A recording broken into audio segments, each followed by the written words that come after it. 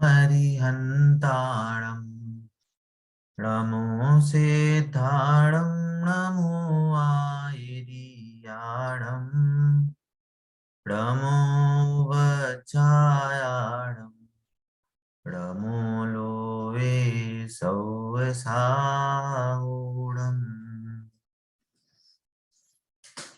हमारी मंगल प्रज्ञा 2 का 5th chapter संसार और मोक्ष, इस पे हमारी चर्चा चल रही है। ये चैप्टर हम पढ़ रहे हैं। आप सभी को अगर वीडियो दिख रहा है तो देखिए, मधु आंटी जी कितनी मेहनत कर रही हैं। उन्होंने अपनी वो पूरी पीडीएफ का प्रिंट आउट निकाल के सामने रख के पढ़ रही हैं। ये हाँ, सीमा जी भी हैं। और ये देखिए, बहुत अच्छे लक्षण होते हैं ऐसे। अगर हम बुक से पढ़े ना, तो कहा जाता है कि जिनवाणी जब सामने होती है ना, तो ज्ञान ज्यादा अच्छे से होता है। आप वो प्रत्यक्ष उस चीज को पढ़ते हैं, समझते हैं, नोट्स बनाते हैं, बहुत अच्छी बात है। ठीक है। और लोग भी होंगे जिन्होंने करी होगी प्रिंट आउट। मैं मतलब उनको ऐसा नहीं बोल रहा हूँ, मेरे को सामने दिख रहा है वीडियो में, इसलिए मैं बोल रहा हूँ ऐसे। ठीक है। हाँ, कल एक अपडेट बस ये है कि कल जो क्वेश्चन आया था मधु जी का, कि अगर कोई सम्यक दृष्टि, कोई मिथ्या दृष्टि जीव नरक में जाए और वहां पे वो यदि सम्यक दर्शन कर ले, है ना, आत्मा का अनुभव कर ले, तो क्या उसकी जल्दी जल्दी आयु खत्म हो जाएगी? तो उसका आंसर नहीं है। और ये अकेली नरक की नहीं है, ये किसी भी जगह पे हो, जिस भव में वो सम्यक दर्शन करेगा, उस भव की तो आयु कम नहीं हो सकती। पर जो अगला भव है उसमें कम ज्यादा हो सकता है ना। जैसे श्रेणिक राजा का हुआ था कि 7वें नरक से पहले नरक में आ गए और सागरों की आयु कुछ 1000 वर्ष, 80,000 वर्ष रह गई। तो वे अगले भव में चेंजेस हो सकते हैं, पर उस भव में जितनी आयु है, वो उस आयु को पूरा भोग के ही जाना पड़ेगा। उस आयु में पूरा उतना समय रहना पड़ेगा, चाहे वो मनुष्य हो, चाहे त्रियंश हो, चाहे नरक में हो, चाहे देवगति में हो, कहीं भी हो, है ना, ऐसा। बाकी हम लोग चर्चा कर ही रहे हैं अलग अलग गतियों के माध्यम से। तो हमने मनुष्य गति का समझा, देव गति का समझा, नहीं, मनुष्य गति का, नरक गति का, है ना, देव गति का बाकी है। देव गति का हम पढ़ रहे थे, हैं। ठीक है, चलिए हम आगे बढ़ते हैं। मैं शेयर स्क्रीन करता हूँ। हेलो हम्म। भैया जी, सॉरी इंटरप्ट करती हूँ। कल क्लास हुई या पेपर डिस्कस हुआ? कल मेरा मिस हो गया जी भैया जी। कल क्लास ही हुई थी, कल क्लास ही हुई थी, पेपर डिस्कस नहीं हुआ। अभी कुछ कुछ लोग ऐसे हैं जिन्होंने एग्जाम नहीं दिए हैं। इस सैटरडे संडे भी बाकी कुछ और लोग हैं जो एग्जाम देंगे, तो इसलिए अभी मैं एग्जाम डिस्कस नहीं कर रहा हूँ इस कारण से। अगली क्लास में या अगले हफ्ते की क्लास में कभी हम एग्जाम डिस्कस कर लेंगे। ठीक है। ये अगले हफ्ते भी हमारा चेंजेस रहेगा क्या? कभी थर्सडे, कभी ट्यूसडे और टाइम पे क्लासेस हो सकती है क्या? हो सकता है नेक्स्ट वीक भी मेरे को तो एक नेक्स्ट वीक एक्सटेंड करना पड़े उसके, क्योंकि हमारे पास अभी 2 ही हफ्ते बचे हैं एक्चुअली। ओके और मतलब फेब एंड या कहें मार्च फर्स्ट वीक तक हमको फाइनल एग्जाम भी लेना है, और कोर्स में अभी 1-2 चैप्टर और बचे हुए हैं। तो इसलिए थोड़ी सी 1-2 एक्स्ट्रा क्लासेस लग सकती हैं। तो ट्राई करिएगा कि आप ग्रुप में थोड़ा सा मेंशन, मतलब थोड़ा सा इस टाइम के अराउंड, क्योंकि मेरा भी ऑफिस रहता है, तो कभी कभी मेरा अगर ऑफिस का अगर ज्यादा काम रहता है तो मैं इसका एंड टाइम पे ही बता पाता हूँ। 7-7:30 बजे के अराउंड के नहीं हो पाएगी क्लास, इसलिए आप उस टाइम पे देख लीजिएगा। अगर क्लास हो रही होगी तो फिर मैं उसी टाइम 6:30-7 बजे के अराउंड मैसेज कर दूँ, जी जी जरूर भैया जी, जरूर। कल है ना। मिस हो गया तो था, सॉरी। जी जी कोई दिक्कत नहीं, कोई दिक्कत नहीं, सैटरडे संडे है आपके पास, आप आराम से क्लास सुन सकते हैं। जी भैया। मैं रिकॉर्डिंग डाल दूंगा अभी रात में। ठीक है, चलिए। हाँ, हम क्या, हाँ, देव गति के बारे में पढ़ रहे थे। तो हमने जैसे नरक गति और मनुष्य गति के बारे में समझा कि जैसे वहां पे उस गति या उस गतियोचित परिणाम प्लस उस रूप शरीर मिलना, वो उस रूप वही गति है, वो मनुष्य गति है, नरक गति है। वैसे ही देव गति में देव गति अनुसार जो परिणाम है वो जीव के परिणाम होना, और साथ में जो वैक्रियक शरीर है देव गति का, अति सुंदर है ना, निरोगी शरीर वगैरह वगैरह, तो वो शरीर मिलना ये स्वर्ग में दिया कहें तो देव गति है ऐसा। तो ये देव गति की ऐसी हुई हमारी डेफिनेशन। अब देव गति में क्या क्या होता है वो भी बता रहे हैं, है ना। वैसे हमारी चर्चा हो चुकी है कि देव गति में सारी सुख संपदाएं होती हैं, इतनी रानियां होती हैं, पर तो भी जीव वहां पे दुखी ही रहता है, वो इतनी संपदा मिलने पर भी वो सुखी नहीं रहता। इसी बात को यहाँ पे कह रहे हैं आगे कि मंगलार्थियों एक बात ध्यान में रखना कि यदि आत्मज्ञान नहीं है तो स्वर्ग में भी सच्चा सुख नहीं मिल सकता, है ना। जैसे हमने कल चर्चा करी थी कि आज के डेट में अगर हमको सुख संपदा मिल जाती है तो हम को ज्यादा टेंशन होने लगती है, हम उसी में ही रचे पच जाते हैं। हमें कोई चीज, धर्म की कोई चीज करनी हो तो उसमें हमारा उत्साह कम हो जाता है ना। आज के डेट में ऐसी हम थोड़ी प्रवृत्ति, हमारी प्रवृत्ति ऐसी है इसी हमारे इस परिणामों के कारण। पर यही चीज अगर हम देवगति में सोचें कि अरे देवगति में जाएंगे हम तो नंदीशोदीप जाएंगे, इतने कर्तव्य ले जाएंगे, कोई गारंटी नहीं है। वहां पे आपकी इतनी सुख संपदा होगी कि आपको टाइम ही नहीं मिलेगा कि आपको ऐसा विचार आए कि चलो मंदिर चलते हैं या ऐसा करते हैं। ये तो बहुत कहना चाहिए पुरुषार्थी जीव होते हैं जिनको देवशास्त्र गुरु की रुचि होती है, तो उन पे ये ऐसे परिणाम आते हैं कि हाँ हमको देवशास्त्र गुरु के साथ रहना है, देवशास्त्र गुरु के समीप रहना है, या अकृत्रिम जिनचत्यालय हैं तो वहां पे जो जितने मंदिर हैं उनके दर्शन करते हैं, है ना। तो ये सब प्रवृत्ति पहले से रहती है, वहां पे जाके हो वो जरूरी नहीं है ना। वहां पे जाके भी हो सकती है कि कदाचित कोई देव आके बोले चलो समूह शरण लगा है, समूह शरण पे जाएं, आपके आसपास के देव या रानियां हैं वो बोले चलो समूह शरण चलें, आपको वहां जाने का मन हो जाए और आप चले जाओ और आपको वहां जाके कुछ रुचि बन जाए, वो बहुत अलग बात है। पर वो बहुत सालों सालों के बाद होता है ना। जैसे अभी अगर तो सिमंदर भगवान आदि हैं 20 तीर्थंकर, तो वहां पे तो जाके आप सुन सकते हो। पर यहाँ पे मनुष्य गति के सापेक्ष देखोगे तो अभी 80,000 वर्ष अभी और बचा है ना ऐसा। तो क्या बोल रहे हैं कि स्वर्ग में भी वही जीव सुखी है जिसने आत्मा को पहचाना है ना।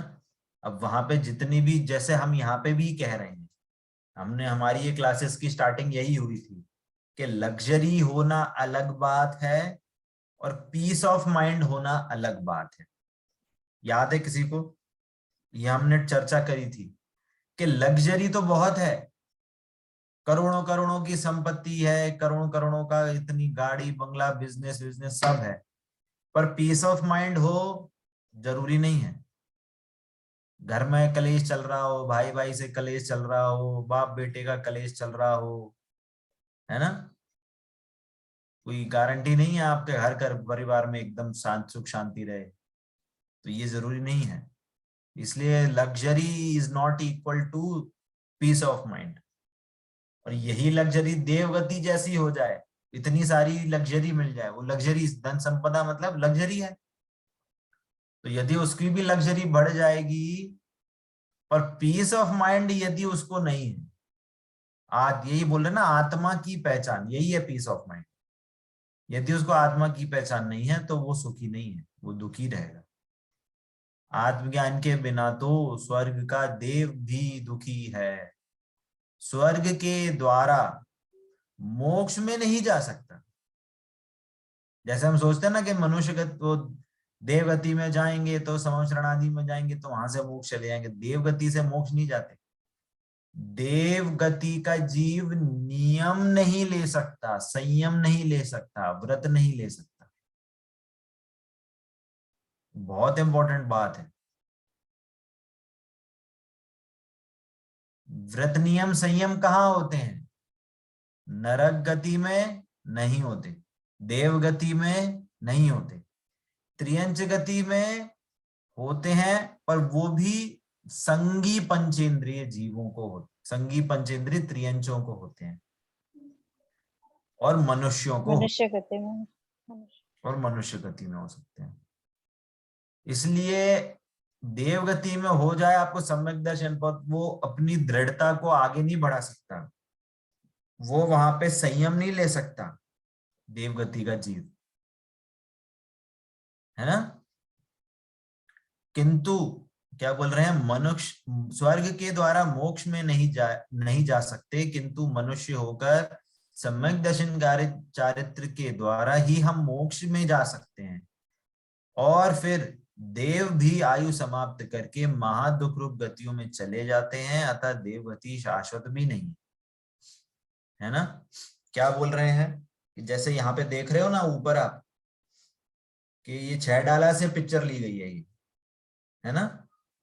यहाँ पे ये लाइन दिखाई है, तहते 6 था वर्तन धरे यो परिवर्तन पूरे करे। देव इंद्री देव को बोल दिया कि जो लास्ट के 6 महीने होते हैं वहां पे वो बिलखता है, उसको पता चल जाता है मैं कहाँ मरने वाला हूँ, कहाँ जाने वाला हूँ, और 6 महीने में मेरी आयु पूर्ण होने वाली है, और वो बिलखता है, बुरी तरह बिलखता है, और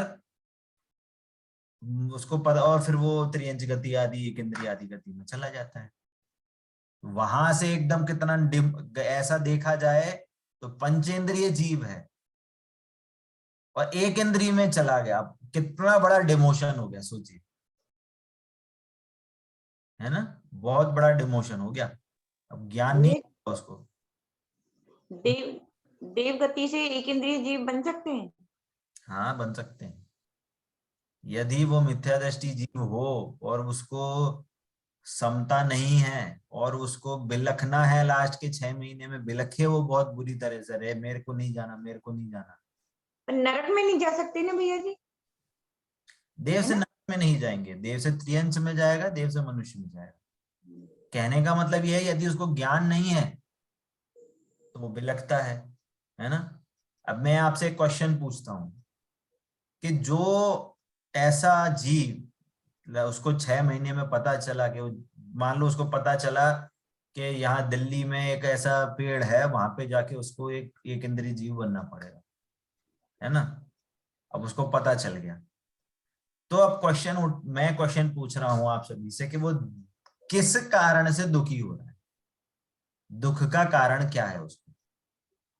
उसके पास तो है अभी सुख संपदा, इतनी सारी रानियां हैं, इतने सारे हीरे जवाहरात मोती हैं, सारी वो सुख संपदाएं हैं उसकी, तो वो दुखी क्यों हो रहा है? वो उनको ना देकर उठ जाएगा इसीलिए। बनूंगा, उसको दे सोच के दुखी है वो। क्या? वो ये सोच के दुखी है कि मैं एक इंद्रिय जीव बनूंगा। नहीं तो उसमें दुख का कारण क्या हुआ? सब कुछ उससे छूट जाएगा जो इसका ये जन्म मरण, ये देवगति में जो सुख दुख मरण के दुख मिलते हैं। नहीं, सुनैना जी कुछ बोल रही है। हाँ, देवगति में जो सुख संप्रदाय वगैरह सब थी वो सब छूट रहे हैं, इसीलिए दुखी है। मधु आंटी बोल रहे थे इस पे। ये मेरा वैभव जो है वो छूट जाएगा। हाँ मधु आंटी जी। नहीं, क्योंकि वो वहां से और कहाँ पे जा नहीं सकते, जाएंगे और फिर दूसरा गति जाना है, मतलब मनुष्य गति में जन्म लेना है, या तो त्रियंच, या तो मतलब नीचे ही उतरना है उनको, उसके ऊपर जाने के लिए नहीं होगा। मनुष्य गति में जन्म लेके फिर सम्यक दर्शन, सम्यक ज्ञान करके सब ये अपना वितरागी वो सब बनकर फिर ही उनको मोक्ष मिलेगा, इसलिए दुखी रहेंगे वो भी। नहीं, मेरा क्वेश्चन आंटी ये है कि यदि किसी देव को ये पता चले कि मेरे को 6 महीने के बाद ये एक जगह, आप मान लो बेंगलोर में एक कोई पेड़ है, वहां पे जाके उस पेड़ में उसको एक इंद्रिय जीव बनना है, वनस्पति जीव बनना है, हाँ। तो दुखी क्यों होता है, दुखी क्यों हो रहा है, अगर उसको पता चल जाए, उसके पास तो अभी भी इतनी धन संपदा है, अभी भी उसको इतने सारे सुख वैभव हैं, तो क्यों दुखी होता है, ये क्वेश्चन है मेरा। भैया जी, हम वही सब present में कभी छूटेंगे इसीलिए दुखी है। मधु आंटी जी आंसर दे रही हैं। हाँ। नहीं, क्योंकि अभी ये देखिए, अभी वो सुखी है, उनके हाथ में सब कुछ है। अभी वो अगर इधर मतलब पृथ्वी पे आके जन्म लेकर ऐसा उनको ये भाव में जीना पड़ेगा, तो डेफिनेटली दुखी होंगे, क्योंकि त्रियंश मतलब फिर मूक प्राणी बन जाएंगे ना, उनके पास कुछ भी नहीं रहेगा, धन संपत्ति त्रियंश नहीं। में तो, त्रियंश में जब दुखी होंगे तो होंगे, हाँ, गति में जो 6 महीने में जो वो दुखी हो रहा है, तो वो क्यों दुखी हो रहा है, मेरा क्वेश्चन ये है। क्योंकि मौत उसके पास आ रही है। मैं ट्राई करूँ भैया जी? सुनैना और जी कोई ने बहुत चीज़ है? अच्छा आंसर दिया। हाँ, और कोई आंसर दे रहा है क्या? जी भैया जी, मैं ट्राई करूँ? हाँ हाँ बिल्कुल बिल्कुल। मनुष्य बोले या कोई भी जीव बोले, मतलब जिन्हें थोड़ा समझ रहती है, ज्ञान रहता है, हम लोग फ्यूचर में ही जीते हैं, हम प्रेजेंट को भोगते ही नहीं है। या तो हम पास्ट में जीते हैं, नहीं तो फ्यूचर में जीते हैं। तो फ्यूचर में वो बनने वाले हैं एक इंद्रिय, और उनके सारे भोग विलास छूट जाएंगे, उस चिंता की वजह से वो दुखी हो रहे हैं। कुछ कुछ इन्होंने भी सही बोला। अब इसका पॉइंट ये मतलब सही था, एक एंगल से ये भी बात सही है, और मधु आंटी ने भी सही बोला, सुनैना जी ने भी सही बोला। देखो एक दो चीजें, पहली बात कि वो अपने को जो ये शरीर मिला है ना, एकदम देवगति का शरीर, एकदम गोरा शरीर, एकदम निरोगी शरीर, एकदम वस्त्र एकदम बढ़िया वाले, मुकुट आदि, ये सब सारी चीजें उसको पहनी पहनी हुई है उसने, है ना। तो अब वो शरीर उससे छूट जाएगा, शरीर छूट जाएगा मतलब अपने आप को शरीर माना है ना, कि ये मैं हूं, ये इतना गोरा शरीर, इतनी सुख संपदा, इतना कहना चाहिए खूबसूरत शरीर मेरा है, तो ये मेरा शरीर छूट जाएगा, मैं मर जाऊंगा। तो ये मरने का दुख है पहला, है ना। दूसरा क्या, कि जो सुख संपदा जो बाहर में चीजें मिली हुई है वो छूट जाएंगी, तो उसका दुख है। और एक इंद्रिय में ये चीज होती नहीं है, एक इंद्रिय में ये सारी चीजें मिलती नहीं है, तो उसको इस चीज का दुख है। इसको क्या कहेंगे कि उसको, जो हमने 4 बुद्धियां पढ़ी थी, एकत्व, ममत्व, कर्तृत्व, भोक्तृत्व, तो जो उसका मिथ्यात्व है ना, उसका जो अज्ञान है ना, इस कारण से वो दुखी हो रहा है कि ये शरीर के गोरा शरीर है, इससे मैं सुखी होता हूं, या इतनी जो धन संपदा, हीरे जवाहरात, मेरी इतनी 1000 रानियां हैं, इससे मैं सुखी होता हूं। अब वो चीज छूट रही है, जो उसने पर पदार्थों से सुखपना माना था, अब उस पे कहना चाहिए क्या, कि उस पे चोट पड़ रही है, उसको वो उसका वियोग हो रहा है उन सारी चीजों का, इस कारण से वो दुखी हो रहा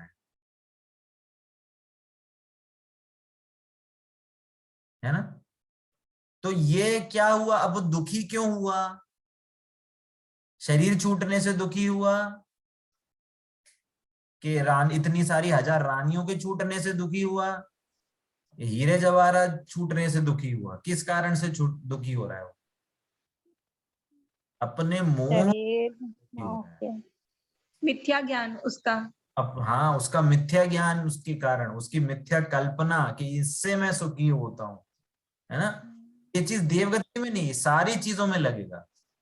हम भी यही माने कि हमारे फ्लैट इतना बड़ा, हमारा इतना बड़ा घर है, इससे मैं सुखी होता हूँ, हमारे इतने अच्छे बच्चे हैं मेरे, मैं उससे सुखी होता हूँ, इतने अच्छे मेरे माता पिता हैं, उससे मैं सुखी हो रहा हूँ, या मेरे बेटे ने मेरा इतना नाम रोशन किया है, अब मैं मर जाऊंगा, अब मेरे को कौन पूछेगा, वगैरह वगैरह, है ना।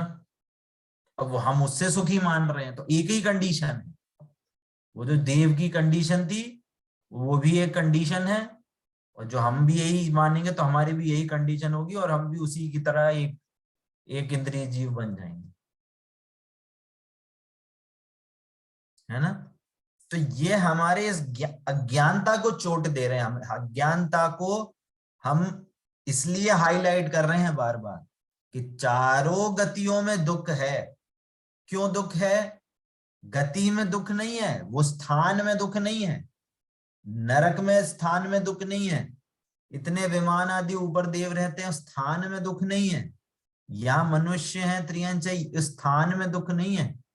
हमारे जो परिणाम, हमारे थॉट्स, हमारी सोच में जो हमारे मिथ्या ज्ञान, मिथ्या कल्पना चल रही है, हम उस कारण से सुखी दुखी होते हैं, है ना। जैसे मधु आंटी ने बुला रहे, वो तो इतनी सुख संपदा में था, वो सुखी था, वो सुखी था नहीं, सुखी मान रहा था,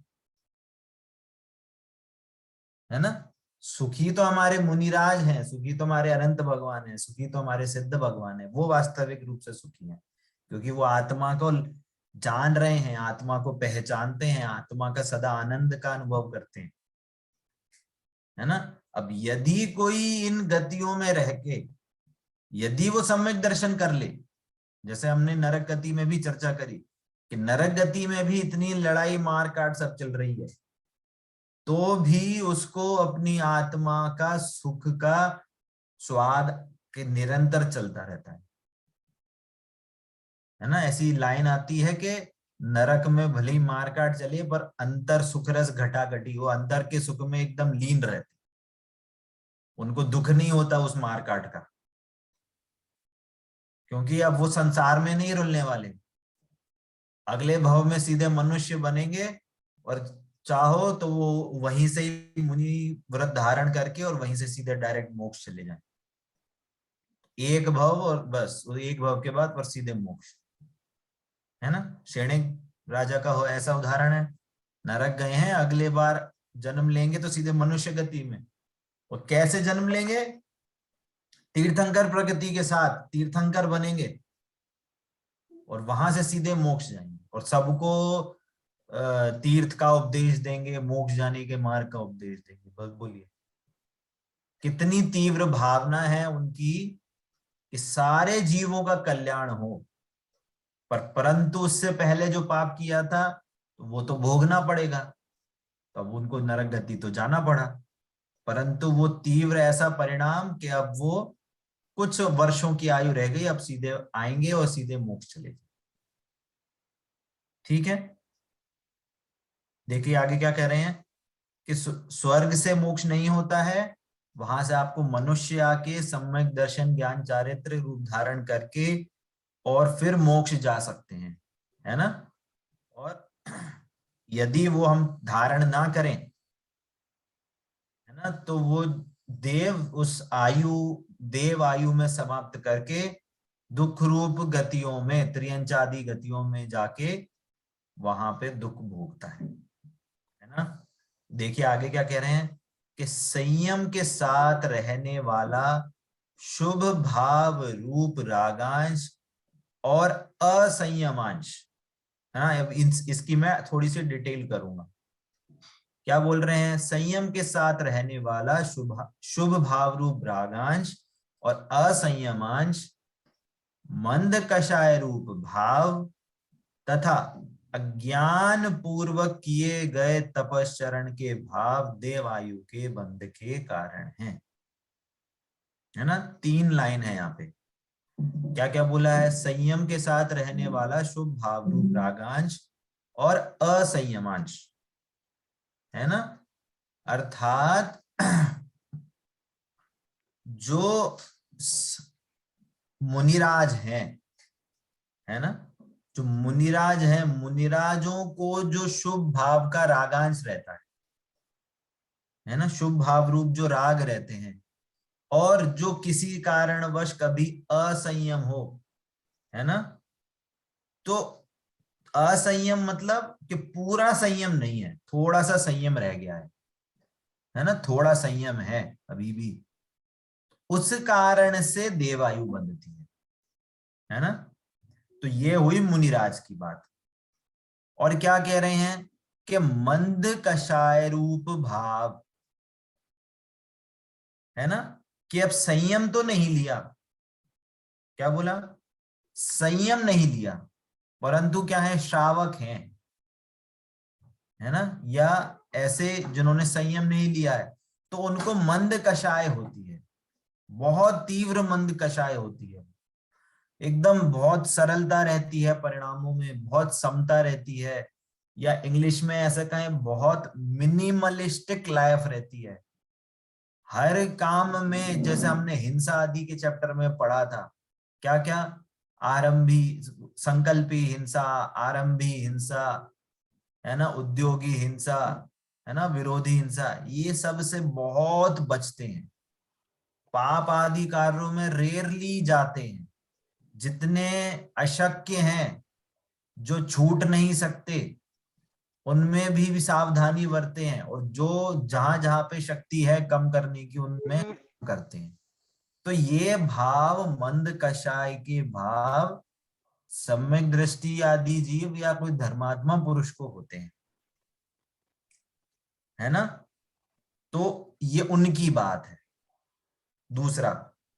और तीसरा क्या बोल रहे हैं कि अज्ञान पूर्वक किए गए तपस्चरण। अब अज्ञान पूर्वक अर्थात जो अन्य धर्मों में जो अज्ञान पूर्वक तपस्या कर रहे हैं, कितने ही आपने साधु संत देखे होंगे, 100 एक महीना, 2 महीना, 3 महीना तक खाना नहीं खाते, उपवास करते हैं, है ना। इवन जो दूसरे हमारे जैनियों के भी अलग अलग मत बने हैं, वहां पे भी लोग 1 महीने, 2 महीने तक व्रत करते हैं, एक आसन करते हैं, अलग अलग समय समय पे, है ना। अष्टानिका पे, कोई 10 लक्षण व्रत पे, अलग अलग टाइप से करते हैं, परंतु उनको आत्मा का ज्ञान नहीं है ना। वो संयम भाव से नहीं है, उनका आत्मा के या देवशास्त्र गुरु के लक्ष्य से उतना भाव नहीं है, बस अज्ञान पूर्वक देखा देखी कर रहे हैं। या जो अन्य धर्मों में इतने साधु संत होते हैं, वो व्रत करते हैं, तो वे भी अज्ञान पूर्वक व्रत हैं। इन सभी कारणों से आपको देव आयु बंध सकती है ना। तो पहली जो लाइन थी वो मुनिराजों के लिए कह सकते हो मुख्यता से। दूसरी लाइन कह सकते हो जिन्होंने सम्यक दर्शन हुआ हो, चाहे नहीं भी हुआ हो, परंतु देवशास्त्र गुरु के प्रति श्रद्धावान हैं, तो उनको मंद कषाय सरलता रूप भाव होते हैं। इसलिए सेकंड पॉइंट उनके लिए है। और जो थर्ड पॉइंट है वो अज्ञान पूर्वक, बिना किसी ज्ञान के, बिना किसी आत्मा के लक्ष्य के, बिना किसी देवशास्त्र गुरु के लक्ष्य के, देखा देखी जैनी होते हुए भी देखा देखी व्रत करते हैं, है ना, तपस्चरण करते हैं। या अजैन व्यक्ति है, कोई अन्य धर्म है अजैन धर्म में, तो वहां तपस्चरण आदि करते हैं, तो उनको भी देव गति मिल सकती है। क्या बोला, ये बहुत इंपॉर्टेंट पॉइंट समझना कि जैनियों को अकेला देवगति नहीं मिलती, अन्य धर्मों के जीवों को भी देवगति मिल सकती है ना। उनको भी मंद कषाय हो सकती है, उनको भी सरलता रूप भाव हो सकते हैं, उनको भी दया रूप भाव हो सकते हैं, वे भी कम अहिंसा वाले भाव हो सकते हैं, उनको भी। तो वो शुभ भाव की जितनी तीव्रता होगी, तो उस हिसाब से वो भी स्वर्ग जा सकते हैं। अत्यंत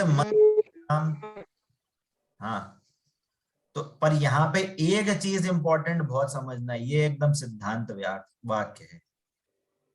सम्यक दर्शन से या सम्यक ज्ञान, सम्यक चारित्र से देवगति नहीं मिलती।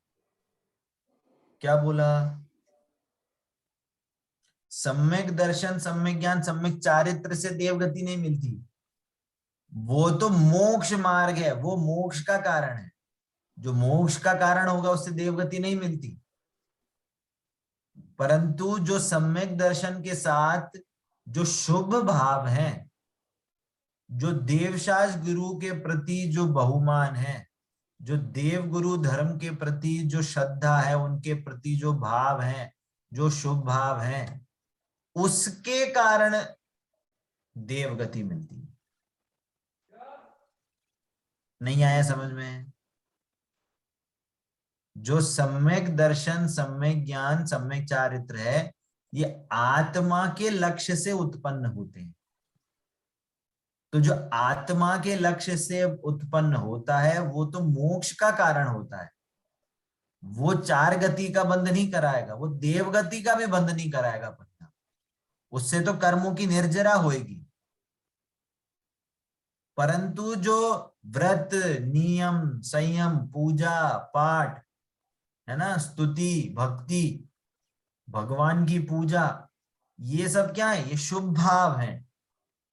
क्या बोला था हमने स्टार्टिंग में कि ये मंद कषाय है ना, ये मंद कषाय भाव है, ये शुभ भाव है। ये जो शुभ भाव होते हैं इनसे पुण्य बंधता है। इन भावों से क्या बनता है? पुण्य बंधता है। तो पुण्य बंधेगा तो पुण्य में कौन सी आयु बंधेगी? कि देव आयु बंधेगी। तो जो शुभ भाव मोक्ष मार्ग के साथ, मतलब सम्यक दर्शन ज्ञान चारित्र के साथ जो साथ में शुभ भाव चलते हैं, देवशास्त्र गुरु के प्रति जो बहुमान चलता है, उनके प्रति जो भक्ति चलती है, उससे पुण्य बंध होता है और उस पुण्य बंध में देव आयु मिलती है। ये बहुत इंपॉर्टेंट पॉइंट है। सम्यक दर्शन से देव आयु नहीं मिलती है ना, ये ध्यान रखिएगा। क्या बोल रहे हैं कि अत्यंत मंद परिणाम से यह देव गति मिलती है। अब देखना, बहुत इंपॉर्टेंट हाईलाइट करके बोल रहे हैं कि पर ये भाव भी अपराध ही हैं। क्यों बोल रहे हैं अपराध? क्योंकि ये शुभ भाव, अत्यंत मंद परिणाम मतलब शुभ भाव, मंद परिणाम मतलब मंद कषाय है ना, या मंद राग द्वेष, बहुत क्वालिटी उनकी शुभ रूप क्वालिटी है ये, है ना, देव शास्त्र गुरु के प्रति पूजा पाठ के परिणाम है ना। तो इससे देवगति मिल रही है, पर इन परिणामों को भी अपराध बोल रहे हैं। क्यों बोल रहे हैं अपराध? क्योंकि इससे संसार का अभाव नहीं होता, क्योंकि देव भी क्या है? संसारी जीव है ना। और नाम में ही लिखा है मंद कषाय। मंद कषाय अर्थात कि वो रस्सी जकड़ी तो हुई है, पर वो किसकी रस्सी है? कि रेशम की रस्सी है, कांटों की रस्सी नहीं है। तो रेशम की रस्सी से अगर आपके हाथ पैर बांध दें, आप खुश होगे कि दुखी होगे? आपके दुखी होंगे। मुंह नाक बांध दें रेशम की रस्सी से, सिल्क की रस्सी से, तो आपको सुख होगा कि दुख होगा? दुख होगा। दुख होगा। तो मंद कषाय भी इसलिए अपराध, इसलिए उसको अपराध कह रहे हैं कि वो भी देवगति भी क्या है? संसार है।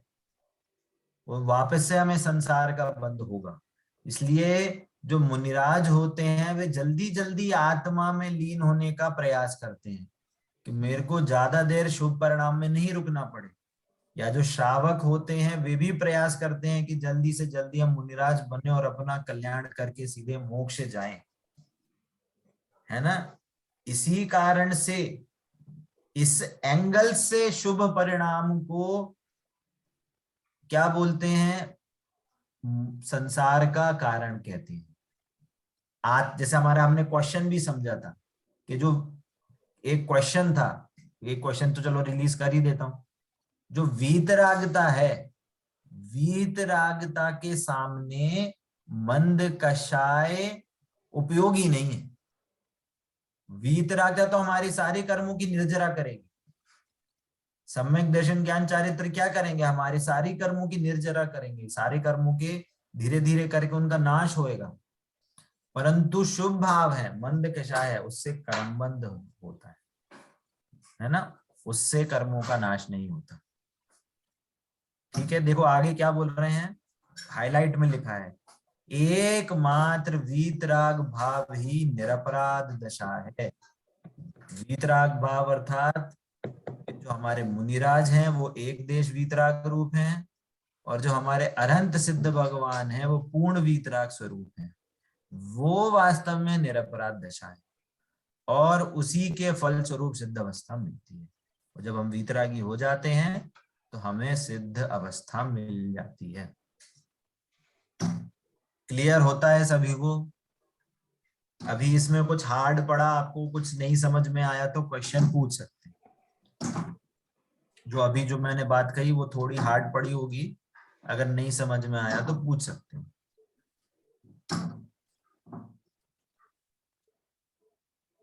आगे सभी को समझ में? जी भैया। ये चीज क्लियर हुई कि सम्यक दर्शन से देवगति नहीं मिलती, शुभ भाव से देवगति मिलती है ना? तो ये मैं एक क्वेश्चन है, एक क्वेश्चन अभी से ही बोल देता हूँ, ये फाइनल एग्जाम में आएगा, ठीक है? जिसका गलत होगा उसको डबल से माइनस मार्किंग होगी। भैया जी कौन सा क्वेश्चन? बोल दिया मैंने, अब बार बार नहीं बोलूंगा। ठीक है, चलिए, ठीक है, समय भी अपना ठीक है, 2 मिनट बचा है, अगर कोई डाउट है तो पूछ सकते, भैया जी अदरवाइज क्लास एंड करेंगे। हाँ मधु आंटी जी बोलिए। ये हाँ ये निरपराध रसा, ये उसका फल स्वरूप सिद्धांत एक बार एक्सप्लेन नहीं। कहने का मतलब है, जैसे हमने ये ऊपर बोला ना कि ये जो परिणाम है, मंद कषाय रूप जो परिणाम है, ये अपराध है। अपराध क्यों है? अपराध मतलब फॉल्ट है ये हमारा, है ना? ये हमारा सिन है, इंग्लिश में बोले तो सिन है ये हमारा, हम गलती कर रहे हैं। क्यों गलती कर रहे हैं? क्योंकि इससे संसार का बंध होता है।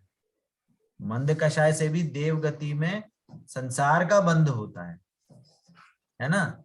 इसलिए अब फिर क्वेश्चन उठेगा आपका, तो फिर ये अपराध पूर्ण अपराध का नाश कहाँ होता है?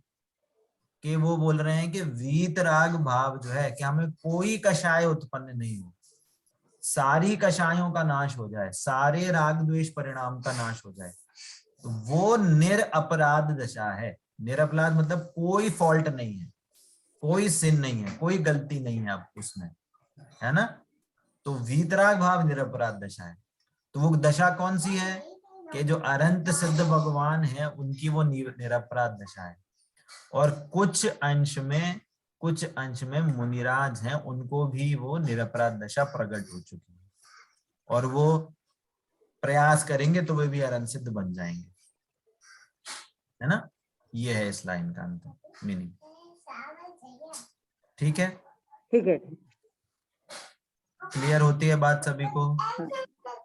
चलिए क्लास यही एंड करते हैं।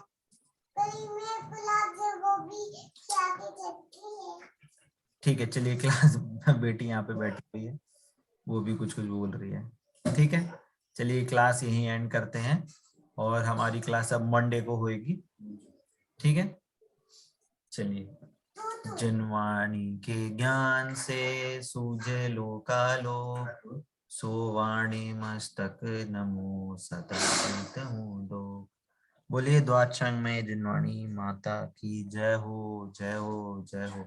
अहिंसा मय जैन धर्म की जय हो, जय हो, जय जिनेन्द्र। जय जिनेन्द्र, जय जिनेन्द्र।